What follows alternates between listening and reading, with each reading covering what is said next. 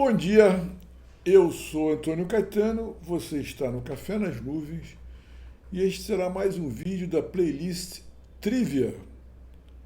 Tá ficando cada dia maior, né? Porque, enfim, ultimamente só tenho gravado trivialidades, né? E mais uma vez, porque sumi, né? E eu devo essa explicação a vocês, né? Meus poucos e queridos é, espectadores, eu prefiro chamar de leitores. Aqui, no final das contas, estamos sempre lendo. Eu costumo dizer que tudo é literatura, né? Da fala à escrita, o espaço é muito curto e, enfim, tudo é pensamento, né? Então, vocês são meus leitores de pensamento. E eu devo essa explicação a vocês porque sumi, as coisas estavam indo num progresso, mas aconteceram tantas coisas, sabe? Desde terça-feira passada, eu fui ao médico, só para resumir rápido, né? Eu fui a uma médica nova, uma médica nova, perdão, eu voltei a uma médica nova, quer dizer, foi a minha segunda consulta. Aí nós aumentamos a dose de um remédio que eu estou tomando que já está fazendo um efeito bacana, chamado pregabalina. Isso me dá um pouco, tem me dado um pouco mais de sono, até eu me ajustar, né? Eu estou esperando que haja um ajuste, mas contribuiu para uma melhora legal. No mesmo dia, à noite, a Zen, a gatinha preta, né, que está com 6 anos, perdão, 6 meses e meio, entrou no cio. Eu dei essa bobeada porque a tal eu castrei com 6 meses e meio. E ela não entrou no cio. A Zen entrou. Eu nunca tinha visto, presenciado esse espetáculo, fiquei quase chocado, né? Fiquei morrendo de peninha dela, né? O que, enfim, acabou que eu não dormi, porque eu fiquei ali pagiando a bichinha, tentando acalmá-la, distraí-la, sabe? Com carinhos, brincadeiras, enfim. E aí eu, às vezes, dava uma cochilada aqui, acabei cochilando já quase de manhã, cochilei na poltrona aqui, aí quando meio que acordei, a tal estava no meu colo. Eu, é que nem criança, né? Imagina, você está com uma criancinha no colo, você diz assim, vou ficar um pouco torto, mas deixa essa criancinha aqui no meu colo. É mais ou menos assim eu com meus gatos. Apesar da tal já ser uma moça, eu acho que o equivalente é 28 anos, porque ela está com. Vai fazer 2 anos. Ou já deve ter feito, porque ela chegou aqui com 4 meses. Em junho, agora, no dia 25, ela vai fazer 2 anos aqui. E aí, quando acordei de novo, estava Zen também no meu colo, as duas. Aí ficamos os três ali no sofá, até que acordamos todos, aí fui para a cama. Aí, enfim, foi um dia que eu dormi muito mal. Aí, na quarta, tive que recuperar a terça. Na quinta, ainda não estava tudo ajustado. Aí começa aquela coisa aí. Pô, Leni, que é a senhora que trabalha aqui comigo, vem aqui, eu digo que é minha babá, vem aqui de 15 em 15 dias, ela não pôde vir na terça, veio na sexta, aí já é aquela coisa, eu tento ajudar um pouco, na quinta eu adiantei algumas coisas, porque às vezes eu não gosto de entregar a minha casa para alguém, né, em, num estado deplorável. A pessoa vem aqui para fazer uma faxina, não é para fazer uma, porra, sabe, não é você é uma faxineira, não é uma lixeira. Então a casa não pode estar imunda. Eu tenho até vergonha, aí tive que dar uma ajeitada. Aí domingo é um dia, sábado, enfim, botei outras coisas no lugar, também não tive tempo de entrar aqui. Domingo um dia que eu dormi o dia inteiro, mas o dia inteiro. Aí, enfim, aí as coisas vão lá, do hoje já é quinta, né? Já é quinta. Então vocês desculpem esse sumiço, né? Então, uma série de temas, não li quase nada, voltei ali o meu. Como é que ele chama? Esqueci o nome dele. O livro é Filosofia Sentimental. É um cara, depois já falei dele aqui, depois eu volto a falar. Né? É bem interessante. Reli, na verdade, um texto dele, um dos pequenos artigos do texto, sobre Nietzsche, né? Que eu li comecei a reler para conversar com vocês a respeito lá na terça-feira, enquanto que esperava a médica me atender. O tal livro que eu gosto muito, que é Crepúsculo dos Ídolos, né? E algumas coisas, não cheguei na parte que eu queria chegar, né? Mas fiquei um pouco impressionado com a Nietzsche. Nietzsche é muito, digamos, instável. Então, tem um momento que ele parece que adere, parece não, ele claramente adere àquela coisa que eu detesto e tenho falado muito mal do Spinoza, que é a ideia de que não existe livre-arbítrio, né? Depois, mais adiante, ele critica Spinoza. Quer dizer, é uma coisa um pouco, às vezes, desencontrada, né? Assim, mas Nietzsche é um cara muito interessante, a despeito dessas questões todas. Ele não é um sistemático, quer dizer assim, ele não é um alemão, graças a Deus. E ele mesmo se orgulha disso, ele não é um alemão. Então, às vezes, a opinião dele, coisa assim, ele meio que varia, acho que enfim, não é muito clara essas coisas. É como se ele criticasse um ponto, mas depois o outro ele concorda. É muito interessante até, quer dizer, acho que e é muito honesto, sobretudo, eu acho, quer dizer assim, porque é muito ele se colocando as coisas. E no Crepúsculo, eu não achei a parte, ainda vou achar, tem um momento em que me parece que ele está dizendo o seguinte: a verdade, ela em si, ela pode ser dita como infinita. O limite da verdade não é o objeto, é o sujeito. Sabe? E não é o limite, ele mete o malho em Kant, aí quando ele mete o malho em Kant, ele ganha a minha lealdade forever, porque, porra, são dois. Né? Ele mete o malho em Kant. Né?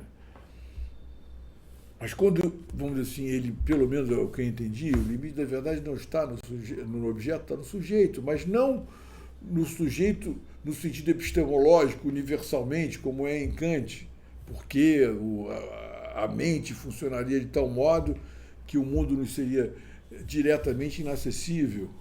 Né? Não é isso que ele está dizendo, ele está dizendo justamente o contrário disso. Quer dizer, e há uma crítica indireta a Kant, porque ele está dizendo, olha, o limite está no sujeito, mas naquele sujeito. Cada sujeito tem um limite diferente, imposto pela sua própria condição, pelo seu modo de vida. Aí ele diz algo mais ou menos assim: você quer entender um filósofo? Veja como ele vive. E aí, claro, né? Alguém que nega assim essa relação direta com o mundo, quem é? É Kant, que é um anão, que nunca teve uma relação amorosa na vida, provavelmente morreu velho, virgem, saía à rua com aquele, um empregado dele, uma coisa meio esquisita, um empregado segurando o guarda-chuva para ele não tomar sol, e era uma coisa tão precisa que dizem, talvez seja uma piada, mas toda piada tem um fundo, né, de realidade, que as pessoas acertavam os seus relógios pela passagem do Kant, porque ele era, digamos, de uma pontualidade obsessiva, né? Então, todo dia aqui o Kant passa ao meio-dia, então aí, meu relógio está ao meio-dia 1, deixa eu acertar. Então é essa figura, assim, uma figura tão alheia ao mundo, à vida, que nos deu essa filosofia que nos aparta do mundo. Então é horrível, né? Eu acho que ele está se dirigindo a Kant quando ele disse isso. Mas aí, naquela loucura, eu acabei atendido um pouco mais cedo, pensava em acabar o livro todo de uma vez, né? Cheguei além da metade, empolgadíssimo, mas um pouco intrigado com isso, que eu não tinha percebido isso em outros momentos, né? Falei, pô, mas é engraçado, ele adere a Spinoza, mas ao mesmo tempo, logo adiante, ele recua, sabe? Criticando Spinoza. Kant não, Kant ele mete o malho direto, Schopenhauer também, que eu acho que Schopenhauer, então ele... Quer dizer, toda essa filosofia alemã, ele ele não quer ser alemão, ele acha a filosofia alemã e a Alemanha e os alemães brutos, sabe? Que é outra coisa que eu andei pensando cá entre nós, que nenhum alemão me ouça, sabe? Por favor, não é isso, não é Isso não é uma forma de racismo, não é um antigermanismo, como seria um antissemitismo. Mas eu acho que as pessoas, e isso não faz bem aos alemães, tá? Porque as pessoas, os nazistas, eu diria, não, vamos assumir as coisas, né? Que as nossas responsabilidades são os alemães. Os comunistas, não, são os russos, sabe? Quer dizer, uma parte do problema do comunismo está em Marx, na formulação, né, teórica, mas outra parte é a aplicação que os russos fizeram dessa teoria. Quer dizer, tanto que o leninismo, marxismo-leninismo, eu diria que é mais leninismo-marxismo, né?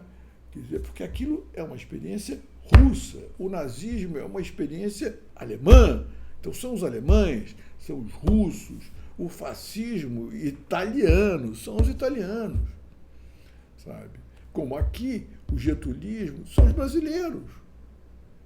E a gente precisa fazer essa crítica, até para que a gente possa superar o nacionalismo, que hoje tanto nos emperra. A gente está vendo esse retorno do nacionalismo pela Europa inteira, aqui mesmo, bobagem, né? Quando a gente já tem toda a condição de criar um mundo global, global no bom sentido, né? Aquela coisa de, sabe, a gente precisa superar essa coisa, o alemão, essa alemanidade, essa germanidade, essa italianidade, sei lá, essa brasilidade, essa bobagem, sabe? Para nos tornarmos, sim, né, uma humanidade, né, que tem lá suas características históricas, mas que precisam ser superadas, porque no fundo, sabe, o grande barato é você sacar isso, graças a Deus eu já saquei. O problema é você exercer isso. E quando você para pensar, para meditar, melhor dizendo, quando você medita, você descobre, no bom sentido do termo, tá, que o verdadeiro Antônio Caetano não é nada. Quando você se livra de todo esse peso da sua história, do seu passado, o que resta é nada. É um ser vivo, pensante, no caso nosso específico, né, que aí é um outro papo que a gente um dia vai levar. O que caracteriza esse pensamento? Eu digo que é o domínio do tempo. Depois eu vou falar sobre isso. Mas eu vejo assim a minha distância, a tal está aqui do meu ladinho, não dá para ver. A Zen está lá escondida. Elas são seres, eu diria, quase pensantes, mas pensantes num sentido diferente do meu, né? Elas vivem, não é que elas não reconheçam um passado, tanto que elas aprendem coisas, elas sabem quem sou eu, onde elas estão. Mas elas vivem essencialmente num presente, que é, por um lado, quase o presente que a gente tem que fazer um esforço enorme para alcançar. Que é o seguinte, ela o tempo todo é a melhor gata possível. Ela não deseja ser... Agora que entrou a tal, eu comecei a Zen, eu comecei a perceber umas coisas meio malucas. Quer dizer assim, há rivalidades e é uma relação muito parecida com o irmão mais novo e o irmão mais velho. São estranhos isso. Mas eu acho que, essencialmente, os animais, eles não têm uma... Talvez ela tenha lá uns ciúmes e tal, tará, elas entre si, quer dizer, que eu sou a figura central da casa, então elas talvez me disputem, não sei, ainda não entendi isso bem. Mas, do modo geral, eu acho que os animais, eles são o melhor que eles podem ser o tempo todo, até o fim da vida, o melhor gato possível, sabe? E eles não invejam o pombo, eles não invejam o outro gato, pelo menos. Talvez tenham ciúme. Ciúme é uma coisa diferente de inveja. E a gente, para chegar a estar no presente, é um esforço que exige muita meditação para a gente se livrar da escravidão dos dois sis, como eu digo, né? O si que aponta para o passado, que é o ressentimento, e o si que aponta para o futuro, que é, baseado nesse ressentimento, a fantasia de uma vingança. Né? Ficamos dizendo, quando você elimina isso, não, foda-se, desculpa, quer dizer assim, dane-se, acabou, sabe? Eu, quando olho para trás, eu digo, sabe, às vezes até me dá uma certa tristeza, né? Mas acabou. O que interessa é que eu cheguei aqui. Quer dizer assim, né? O que interessa é que eu estou aqui agora, conversando com você. Né? E eu sinto, quer dizer assim, enfim, eu especialmente, tá? Quer dizer assim, eu estou realizando ainda e realizei tudo que eu queria. Eu tinha um projeto de vida e eu realizei esse projeto de vida. Ah, mas você nunca publicou um livro, você não é um sucesso na internet, aí você isso, você aquilo, você não foi um grande jornalista. Não, nada disso aconteceu. Mas isso não me deixa frustrado, isso são... Não sei, assim, isso não me deixa frustrado. Acontece, sabe? O que me interessa é que eu fiz um esforço e alcancei o resultado que me agrada. Me agrada. Me agrada o que eu tenho partilhado com vocês, me agrada o que eu estou acabando, me agrada o que eu vou começar a fazer, sabe? E, sim, em algum momento eu vou morrer e algumas coisas vão ficar inacabadas. Isso também eu andei refletindo sobre essas coisas, então é muito engraçado. Essa é uma característica de um ser contingente e finito, né? Quer dizer, se toda hora eu tiver, não, deixa eu acabar isso aqui, papai do céu. Deus, por favor, deixa eu acabar isso, aí depois o senhor me leva. Ele nunca vai me levar, porque vai ter sempre alguma coisa em andamento. Né? Até eu acho que o ideal da vida é que você chegue em algum momento e diz, Deus, pode me levar, que agora já está tudo certo, agora o que tem aqui, tudo bem, eu vou fazendo aqui um poeminha ou outro e tal, mas está tudo pronto já estou aqui, sabe? Quando... Sabe aquelas passagens que você... aqueles programas de passagem que o cara liga para você e diz assim, vem que tem um lugar aqui no avião que sai à meia-noite, porque à meia-noite ninguém quer ir, então, você vai para lá, é isso que eu quero, o que eu espero da minha vida. Ainda tem coisas que eu quero acabar.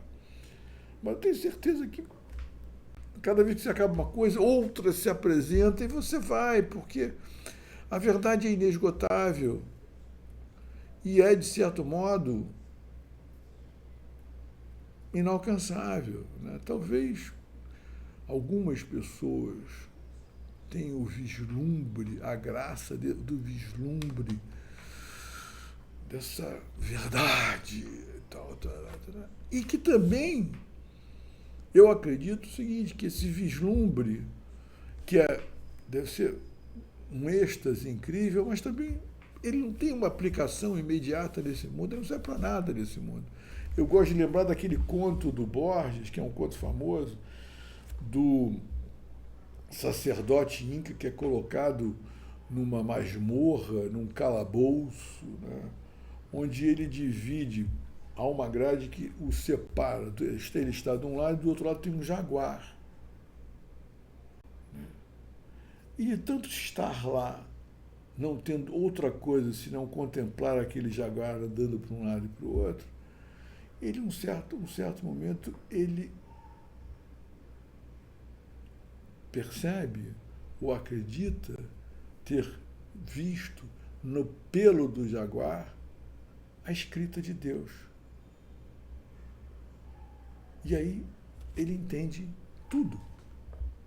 Ele lê a verdade escrita no pelo de um jaguar. E aí ele percebe que, de posse desse conhecimento, ele poderia tudo, ele poderia destruir aquilo tudo, e se libertar, ir lá para... Mas ele não faz nada. Ele não faz nada, ele continua lá. Porque, enfim, não é para isso que a palavra de Deus serve, não é para isso que o entendimento da palavra serve. É isso. Bom, acabei um pouco desviando, porque eu queria falar, inclusive, disso, né? Aí acabou Sugar, que certamente vai ter uma segunda temporada. Quero que vocês assistam para a gente poder comentar em algum momento. Por favor, alguém que assistiu, faça um comentário aí. Assisti Sugar, gostei, sabe? Para eu poder comentar alguma coisa, porque eu adorei o filme. Ah, sério.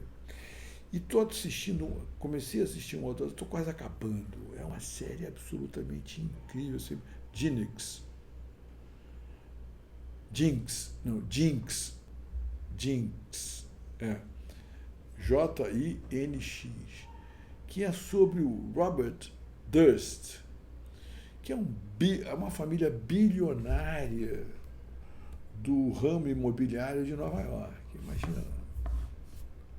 Os caras são talvez a maior empresa imobiliária de Nova York. Então vocês imaginam o tamanho da fortuna do cara. Isso há 20 anos, acho que 20 anos atrás, era avaliado em $500 bilhão, 500 milhões de dólares. Hoje em dia deve ser, sei lá, 5 bilhões de dólares.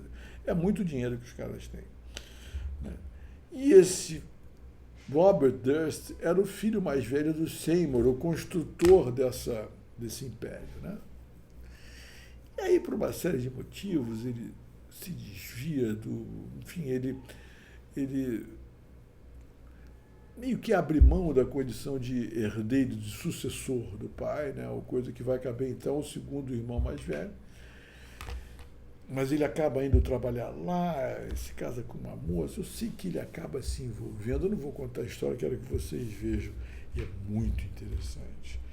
Muito interessante. Ele acaba se envolvendo em 3 assassinatos ao longo de uma vida.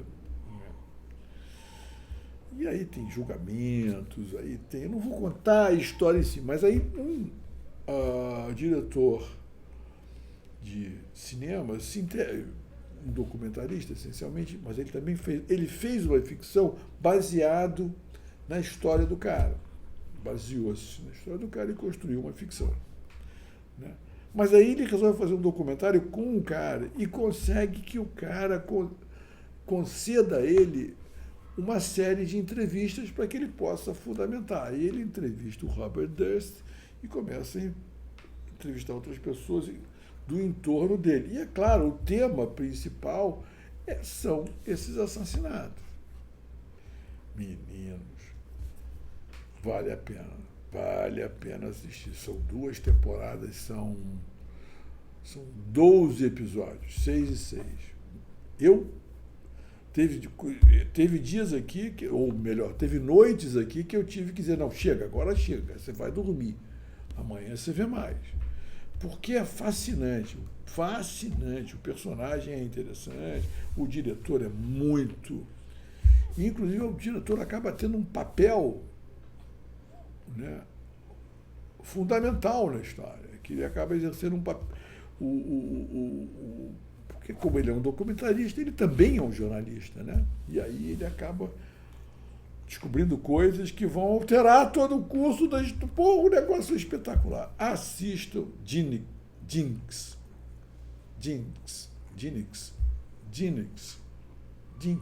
Agora não sei se é Jinx que fala ou Jinx. Acho que é Jinx, porque G-I-N-X. Jinx. Que quer dizer uma pessoa uma pessoa que não é uma pessoa ou um objeto carregado, baixo astral, é uma coisa assim. E é impressionante que o cara tem uns olhos tão negros que ele parece que não tem pupila. Então fica parecendo uma coisa meio maligna, né? Enfim, assistam essa série.